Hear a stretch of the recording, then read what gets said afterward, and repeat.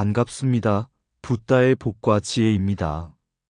오늘 우리는 대승불교의 깊은 진리 속으로 함께 걸어가 보고자 합니다. 부처님께서 가르치신 계율은 단순히 지켜야 할 규범이 아니라 우리의 삶을 맑히고 마음을 바르게 하는 길이었습니다.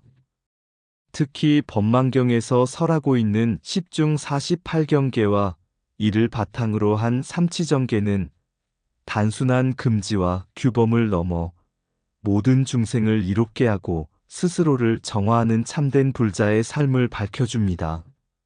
오늘은 그 첫 걸음으로서 섬유리계, 곧 형식과 내용을 아우르는 계율 준수의 의미를 함께 살펴보고자 합니다. 바라건대 이번 시간이 여러분께 부처님 진리의 참뜻을 마음 깊이 새기고 생활 속에서 실천하는 작은 인연이 되기를 발언합니다. 자, 그럼 법망경의 10중 48경계에 따라서 삼치정계를 말한다. 그 여정을 함께 해볼까요? 어느 날 제자들이 부처님께 여쭈었습니다. 세존이시여, 왜 어떤 계율은 작은 잘못이라 하고 어떤 계율은 큰 죄라 하십니까? 모든 죄는 죄 아닌가요? 부처님께서는 조용히 미소 지으시며 이렇게 말씀하셨습니다. 그릇에 작은 금이 가 있더라도 물은 담을 수 있다. 그러나 바닥이 송두리째 깨져버린 그릇에는 물 한 방울도 담을 수 없다. 무거운 죄는 그릇 자체를 잃는 것과 같아 수행의 길에서 벗어나게 한다. 그러나 가벼운 허물은 때로 저지르더라도 돌이켜 닦으면 다시 온전해진다. 그러므로 그릇을 늘 단단히 지키되 작은 흠집도 자주 돌보아야 한다. 이것이 계율을 지키는 참뜻이며 스스로를 지키는 길이요 모든 중생을 이롭게 하는 길이다. 제자들은 이 말씀을 듣고서 계율이 단순히 억압하는 규범이 아니라 깨달음으로 이끄는 지혜의 방편임을 깊이 깨달았습니다. 부처님께서 제자들과 함께 길을 가실 때였습니다. 한 제자가 부처님께 여쭈었습니다. 세존이시여, 우리는 왜 이렇게 많은 계율을 지켜야 합니까? 이미 5계를 지키는 것만으로도 어렵고 비구와 비구니에게는 수백 가지 계율이 더 있다고 들었습니다. 이토록 많고 세세한 계율은 왜 필요한 것입니까? 부처님께서는 발걸음을 멈추시고 길가에 피어난 작은 풀을 가리키며 말씀하셨습니다.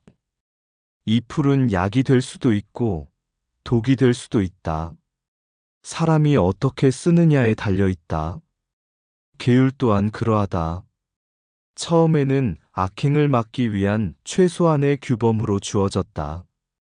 그러나 시간이 흐르고 세상이 달라지면 중생의 성품과 병 또한 달라진다. 그러므로 계율도 점차 깊어지고 넓어지고 대승의 길에 맞게 새롭게 해석될 필요가 있다. 작은 그릇에는 물을 조금만 담을 수 있지만 큰 그릇은 온 샘물을 받아들일 수 있다. 초기의 계율이 개인의 청정에 머물렀다면 대승의 계율은 모든 중생을 이롭게 하기 위한 길이다. 이제 그대들은 스스로만을 위해 계율을 지키는 것이 아니라 모든 중생을 함께 제도하기 위하여 삼치정계를 배워야 한다. 제자들은 그 말씀을 듣고 깊이 절하며 깨달았습니다. 계율은 단순한 억압이나 규제가 아니라 시대와 중생의 근기에 맞추어 열려가는 부처님의 자비로운 방편이었음을 알게 된 것입니다. 이 이야기를 통해 자연스럽게 이어서 설명할 수 있습니다. 초기 불교의 계율은 개인의 청정과 교단 질서 유지에 중심을 두었다. 비구 250개, 비구니 347개. 대승 불교에서는 이를 넘어 모든 중생을 함께 이롭게 하는 계율로 발전하였다. 그 사상을 정립한 대표적 경전이 바로 법망경, 그리고 그 핵심이 삼취정 개섭 유리개섭 선법 개섭 중생계이다. 계율은 억압이 아니라 마음을 맑히는 길이다. 작은 계율 하나에도 모든 중생을 이롭게 하려는 뜻이 담겨 있다. 계율은 나를 지키는 울타리이자 세상을 이롭게 하는 다리이다.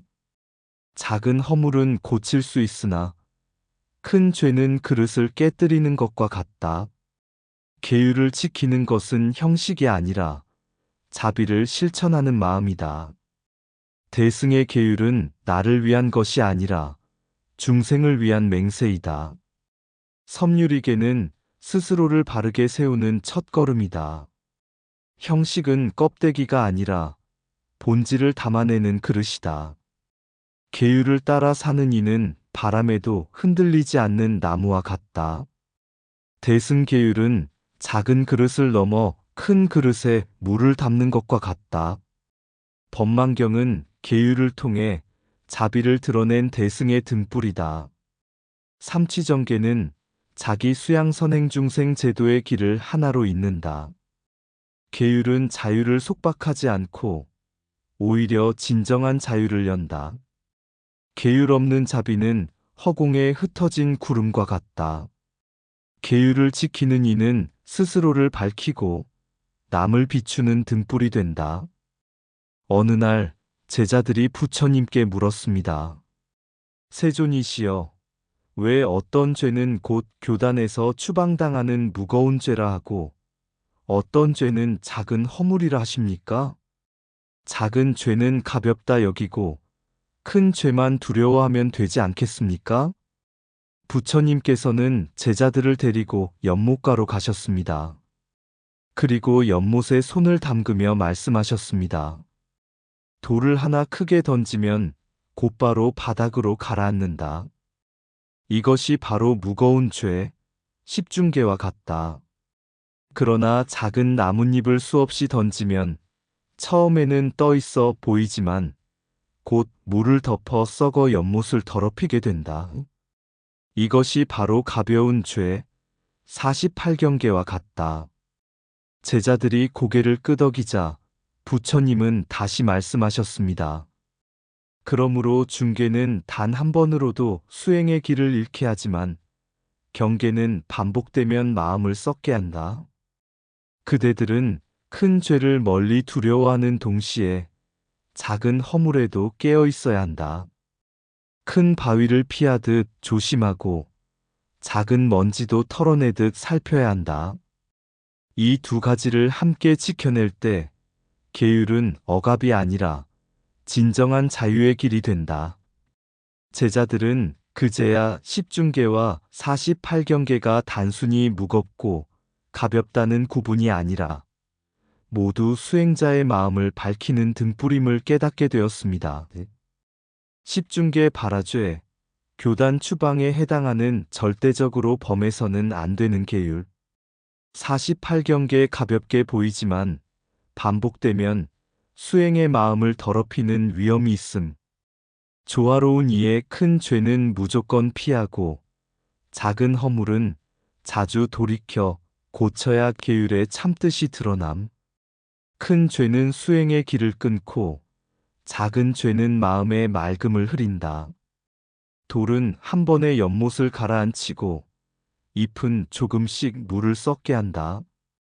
무거운 죄를 피하는 이는 교단을 지키고 작은 죄를 돌보는 이는 마음을 지킨다. 십중계는 절대의 금지요. 48경계는 끝없는 경계다. 한 번의 큰 죄는 모든 것을 무너뜨리고 작은 죄의 반복은 서서히 삶을 무너뜨린다. 큰 바위를 피하듯 중죄를 멀리하라. 작은 먼지를 털듯 허물을 살펴라.